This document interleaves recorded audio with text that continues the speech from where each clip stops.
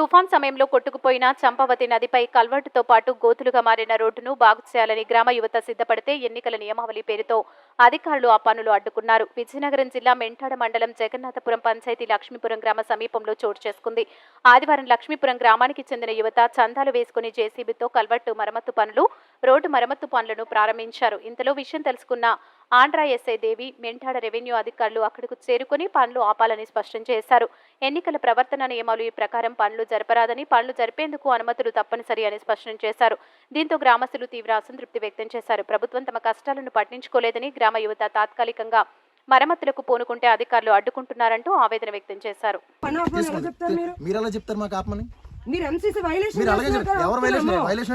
చెప్పండి, మాకు పేపర్ ఇవ్వండి, నోటీస్ ఇవ్వండి, నోటీస్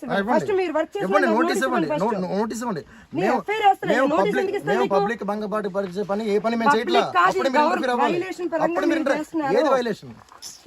ఎవరు భూముల మీద లాగేస్తున్నావా? భూములు లాగడం కాదు, గవర్నమెంట్ రిలేటెడ్ వర్క్ ఏది ముట్టుకోకూడదు పర్మిషన్. ఇది గవర్నమెంట్ వర్క్ మీరు ఎలా చెప్తారు? మాకు ఇబ్బంది ఉంది, మేము ఈ రోడ్ మీద వెళ్ళండి. ఇబ్బంది ఉంది,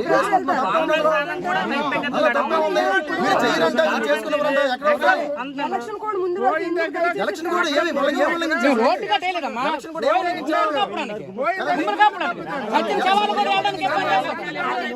అంతమంది అరిస్తే నేనేం సమాధానం చెప్పలేదు. ఒక్కొక్కరు చెప్పండి, 100 సేపు అని చెప్తారు సమాధానం.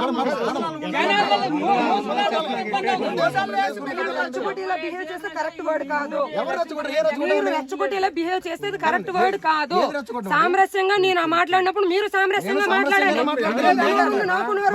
నేను సామరస్యంగానే మాట్లాడుతున్నాను. సామరస్యంగానే మాట్లాడుతున్నాను. నేను రూల్ చెప్పాను.